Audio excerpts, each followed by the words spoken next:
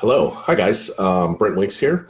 This is the January 21st of 2020 Q&R, and I am going to, as usual, I'm going to take some questions that people have asked in the past months, while hopefully some other people trickle in, and some questions come in. So I'm just gonna start it, and we'll see how this goes. Starting with our post-lunch lull. So I imagine some of you are feeling about a little bit as draggy as I am. Okay, I'm going to start with a question from Luke Griffin, who asks, from New Zealand: when you write a book and different chapters have different characters' perspectives, do you essentially write a whole story for each character and then break it into one book?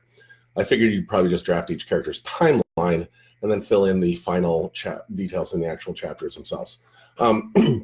There are writers who do it that way. I know that at least once, Brandon Sanderson has done it that way. He calls them through lines, and he'll sort of write the whole character's novel. And then I imagine, I'm not totally sure, but then once he gets to where the characters meet up, then he writes those, and then he stops through line and goes to the next character. I tried it that way, and it caused me nightmares. For me, I like to write chronologically, and when I one time I got stuck on a character's plot line, and I knew what several character plot lines were going to be doing, and so I thought, you know what, I'm gonna write what I know, and I'll come back and I'll do these other ones later, because I was sort of freaking out because I was stuck. Yes, that's a normal thing when you're a professional writer or an amateur writer, is to freak out when you get stuck. So I went ahead, I wrote the through line, and then I wrote the through line for the next character once I'd figured out that, and then I wrote the through line for the final character, and my pacing was kind of all over the place, and keeping things chronologically in order was a mess, a nightmare. It caused me so much difficulty in my editing phase, because I would find things like, when I try to match things up chronologically, I might have with these characters, I might have, now that I laid them out, I might have two really heavy exposition scenes in a row, or two really breathless action sequences in a row, or a huge dramatic turn for one character and then a huge dramatic turn for the next character, right back to back. And when you do that, sometimes that works really well. A climactic battle scene you want to have, or climax of a novel, you want to have all these big breathless scenes right in a row. But in other places, when you stack up like heavy action,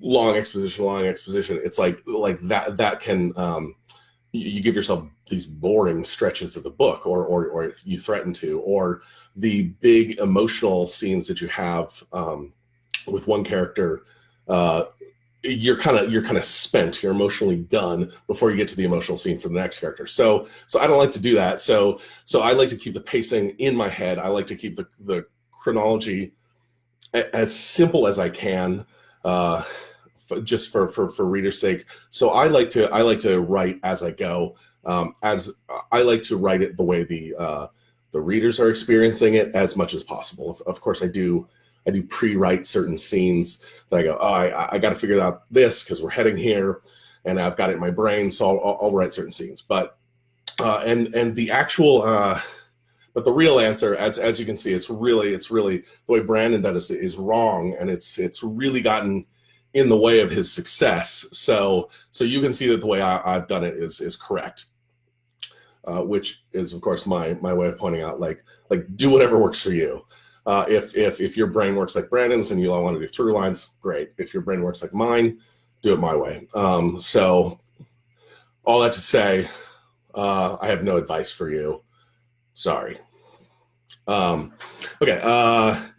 Kevin Wunsch asks a very nerdy question, which, okay, well, let's see how I do with it. He says, talk more about didactics and Horace. Question, do you think literature in general has to have any purpose? And if so, would you describe and define that purpose? Would you consider your own books literature?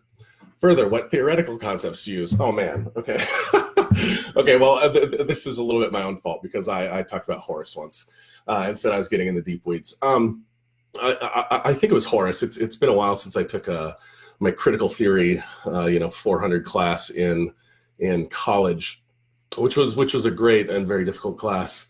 I think it was Horace who first said that literature should delight and teach, and I think that's a wonderful at least starting point. I think that's a great way to look at what literature can do for us. I think not every writing is literature. I mean, we've read popcorn fiction, we've watched it, we've seen like that was fun. Today I need to just go watch a movie where things explode, and I feel kind of good, and then I leave the theater and I don't think about it again until the next night. I think, oh, let me watch a sequel to that. So fiction without any message or without any deeper thoughts behind it, I think is probably not literature. Although I wouldn't call myself the arbiter of what is and what isn't literature. And then there is, on the other hand, fiction that's like message fiction. And this can ride the line of like, I really want you to care about this thing that I care about so much that that's what matters more than the story. Or it can veer all the way over to propaganda, where it's just ridiculously heavy, and you've got characters going on and on, page and page, with their political lecture or their moral lecture or their religious lecture, their philosophical lectures. And so I think what Horace gets right, or what I like about how Horace says it is he says delight, then teach. So do I consider my own stuff literature? Here's a guy who writes ninja novels. I mean, come on. That said, I do put a lot of thought and a lot of effort into my work. I like there to be deeper meaning. I like you to be able to read my books and just enjoy them and just have fun and think, what a great book. That was a great time. And then I want you to, if you reread it, to see new things and be like, oh, wait, this was here all along. That's really wonderful. Or this made me think about some things differently. And why did this touch my heart? So I like to try to put some depths in there. For an epic fantasy guy to say he's writing literature, that's just kind of, well, we'll let other people worry about that kind of thing. And I've gone on too long already, so I'm not going to talk about theoretical concepts. Okay, now I'm going to grab some ones, hopefully from the live stream. When will you do a book tour in Atlanta? Never. Oh, I'm sorry. I hope to come back to Atlanta sometime. DragonCon has always been right when my books come out, or it's been close. Also, why is DragonCon right at the end of summer in Atlanta? It is so hot there. Oh my gosh. The humidity. Cassandra says, are you thinking of a new series besides Lightbringer / Night Angel? Well, I am writing a new book. Don't know if it's going to be a series yet. I certainly have ideas about that. And I'm just not going to comment about that yet. I don't want to tease you too much. But I'm not ready to share what it is yet, in case it takes some really hard left turns in my mind. Okay. Somebody asking about the number of the Kakari. Not going to answer that one. Black Prism was such an awesome book. Well, thank you. Let's see. Pumping Gas will only be on for a few. Man, I have to tell you, I was when I was an unpublished young married writer who was, my wife was working the day job and I was being the house husband. I thought that pumping gas was going to be my job. I thought, man, I need to earn some money one of these days. This is getting pathetic. So I am. If you're pumping gas for your own car, then you're normal. But if you're in Oregon, people pump gas for you, and that was looked like my career aspiration for a while. Okay, I'm gonna try to read and talk at the same time, which is very dangerous.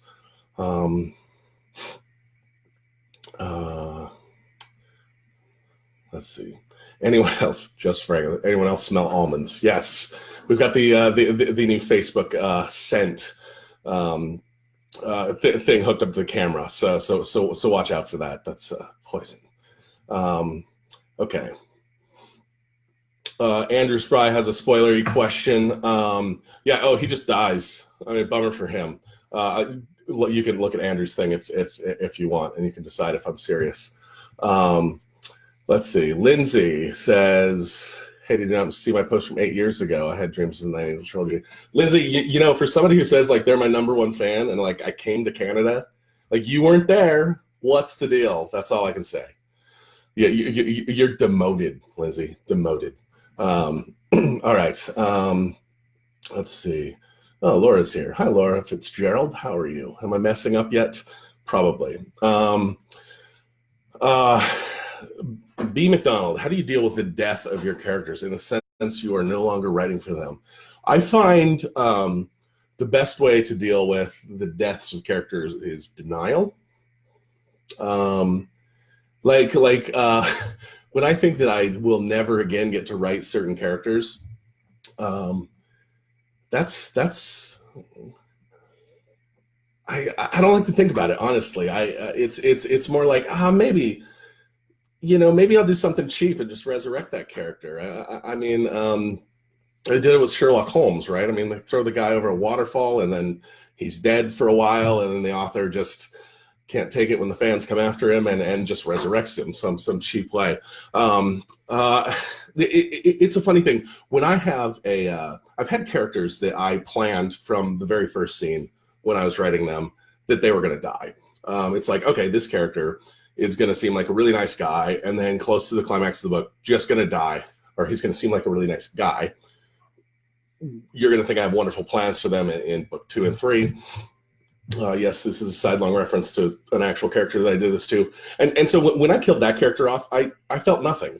I always knew that character was going to do that. I never really attached to him because that was where he was going. With other characters, it's been more like, well, he's been making some really bad decisions for about 2 books now, and this is where this needs to go. Or I've been like, I want to save this woman, and everything I'm coming up with is really cheesy and seems really cheap, and I've been doing this for months. And what if I just let her die, and then puzzle pieces fall into place.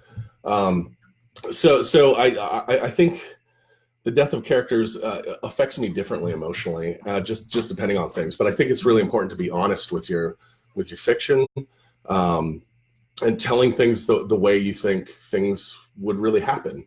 And that's sometimes things go ridiculously wrong in reality. And usually in fiction, you have to provide a reason for why things go ridiculously wrong. You know, you could just have somebody randomly get hit by a bullet or something in your final battle, but like usually readers want the character to have made a mistake. There should be some cause and effect, or it feels like, oh, you're just doing that to shock me, which you might be. Yeah, okay. I'm sure I have other thoughts on readers' deaths, but somebody calling out certain religious political messages to certain guys. Yes, I mean, it's like look, sorry, when you write these books, when you really sink your heart and soul into a book, it's like who you are is going to come out. And I think as a writer, one of the things that's, especially with epic fantasy, where readers really give epic fantasy writers a lot of leeway. I mean, really, like there's a lot of epic fantasy books that have a ton of bloat. Let's just be honest. And readers are just like, I trust you. You've made this whole world. If you want to go on a little side path for a little while, that's fine. Usually readers are pretty tolerant of that. But also writers get really sunk into what they're doing and what they care about. And so it comes out in their fiction. And for some people, that's like, man, they are going to tell you about their political philosophy, and that's the most important thing to them. And so they have to share it with you. It's really important you know about that. or for somebody else, it's like climate change. This is so important to me. You have to hear about this, and they can let it get in the way of the story they're telling. And for other people, it's like, it's this minor character.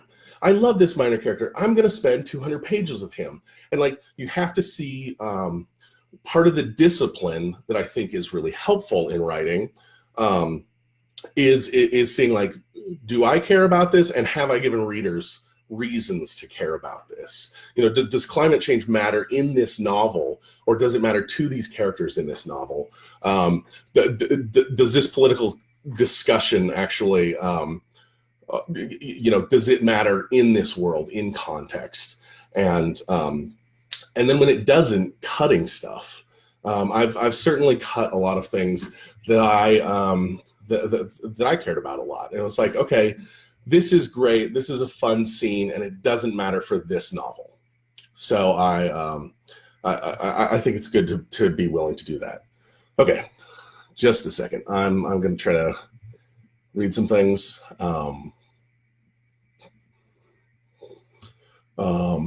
Sal Tripoli, Brandon Dennis, pretty much the same question. No answers at this point. Simon Marley, thank you for finishing Lightbringer in the right way. It was spectacular. Thank you. I wish everyone agreed with you. I did my best to do that. Okay. Sorry, I've gotten some. Melanie says that's some bold trolling you've got going on, dude. I'm not trolling anyone. Come on. Maybe a little. Okay. Hold on. My assistant said that somebody had some really great questions, and now I'm scrolling and looking for them, which is why, yeah, I'm very... Okay, assistant person, can you just send that to me in text? In the meantime, I will... Peter Sowersby, question I can't help but wonder after Lightbringer if there's perhaps a multiverse-style connection between your worlds. Is this something we'll ever see? Is it something you imagine there that we want to leave untouched, or have I just read too much Raymond Feist? Well, that's an excellent question, and I'm not going to answer it. Huh. All right. Let's see. Here we go. Charles, I'm trusting my assistant has actually queued me up with a good question, so we'll judge her on this one. And I think this will be my last question. Charles Murakami, when world building, do you start with a small area and expand out, creating as you go, or do you get a general overview and fill in the details later? Okay. I've actually done it both ways. I guess I've had a very rough overview both times. With Night Angel, I certainly sort of had this big map. I had this idea, okay, there's going to be like different governments that are very different from each other in sort of a very concentrated world. But then I started, and I started very deliberately within one corner of one city. And I built the world from there, which one was really handy because it fit my skills as a debut author. Writing only the second book in my life, it's like I could do world building on a very small scale, starting with a child. So you get introduced to the world as the child does, and then as Night Angel Trilogy expanded, you know, the first book is in a city. The second book is on a national scale. There's several countries. But mostly in a couple cities in there. And then the third book is truly international. So I was able to build out the world as I went, which fits my writing style, and also introduces readers to the world in a palatable way. Like, here's a little bit of info that you have to remember, and then we're doing things. This is why this matters to these characters. Here's a little bit more info about the world. Now here's some info about the magic once we run into that, and sort of just let me build the world in the reader's imagination without slowing down what I wanted to be a really hectic plot. With Lightbringer, I did the opposite. I was like, let's see what happens when I go the other way. And I started with a truly international stage. You know, you've got an entire empire. I had to do a lot more world building right away, at least in my head, not all that shows up on the page, to figure out who all these people are, how the governments work, what the political theory is, how the politics actually work in reality, how the magic works, all these things, and then try to reveal it to characters again in a palatable way as we went along. I actually think I could have done that better. I think there was a little too much stuff that I introduced too quickly in Lightbringer, in Black Prism. So that's something that's one of the principal challenges, I think, of epic fantasy, is there is so much exposition, and you have to do exposition. You have to use a lot of different tricks to get readers to understand your world without ever lecturing them, or at least without them realizing you've lectured them. You know, when it's done poorly, it's called info dumping. But it's like, to build a really extensive and really different world, you have to give readers a ton of information, and it's very tricky to do well. And that's why not very many people do. And he had a further question, which I'll go ahead and just tack on to the end of that.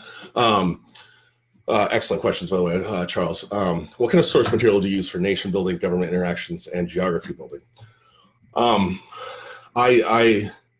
read a ton of history, is a lot of what I do, and then I find little quirky real things that are almost unbelievable about guys. Like, you know, a pope goes out and meets with Attila the Hun or something, and turns back the horde, and you're just like, what happened there? You know, there's these weird moments in history that almost defy belief, and I like to find those, and I like to try to figure out the psychology of the characters in those, and then I just read and read and read.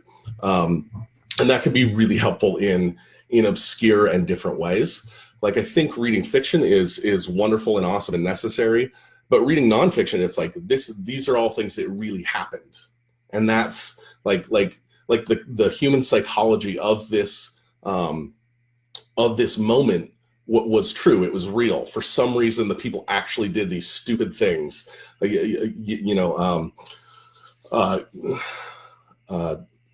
King Richard the Lionhearted, actually forgives his brother, who definitely tries to murder him several times, and forgives him and lets him off the hook. And you just go, how does that work? And so there's a lot of things that force a lot of questions on you as a storyteller. With the geography and stuff, it's studying real geography, and it's trying to do that well. And that's certainly a place where I hope to grow as I go along. Like world building is one of those things where you can always get better. And I think writing is like that. I think writing is it's such a multifaceted, there's so many skills that go into it, that you always have places to be like, my skills on this are a little weak. Let's work on that a little bit, in this book. So that's one of the reasons I like it. There's always room to grow. So I guess we're going to cap it with that. That's going to be the last one. Thank you for all of your questions. Thanks for your patience with me on, as usual, as I've jabbered and jabbered. I will attempt to do this again next month. And if you have further questions, please do feel free to queue them up here, or in a few days, we'll be posting this over on YouTube, and you can put your questions there. And sometimes if they're quick, I'll just answer them right there on the page. And other times we'll queue them up for future times, where I will start in the first few minutes and answer them there. Thank you so much, and have a great afternoon.